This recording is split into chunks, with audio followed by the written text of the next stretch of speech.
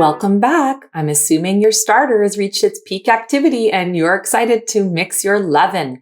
Remember, the leaven is also called the pre-ferment, so some formulas or recipes that you may find may actually call them pre-ferment. My formula that we're going to make today calls for 150 grams of active starter. And this loaf that we're going to make, I decided to call, just like the real thing, gluten-free sourdough loaf.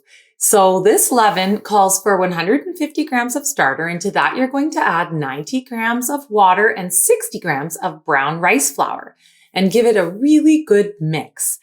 And remember, if your glass jar is just too tall and skinny like mine is, you can pour your starter directly into a bigger bowl or a container and feed it directly in there, mix it up, and then just cover it with plastic wrap or a lid and let your leaven grow in there.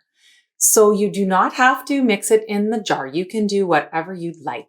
And I highly recommend drawing a shape like a heart on yours, because as your leaven rises over the next few hours, you will notice that that shape slowly puffs up, and then you will know that it's starting to rise. And as you can see, it will eventually have this beautiful dome shape. So we will come back after it's ready and I will show you.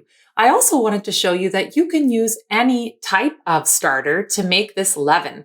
I used a sorghum starter that we mixed last night, and I used the exact same leaven formula. So the 90 grams of water and 60 grams of brown rice flour.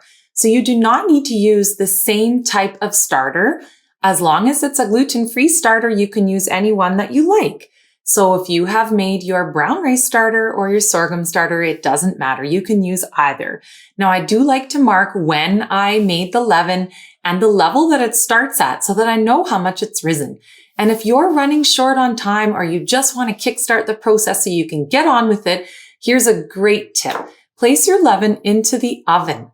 You can just turn the light on and it will give enough heat to keep the leaven at a wonderful, ideal temperature. And it will almost double or double in no time.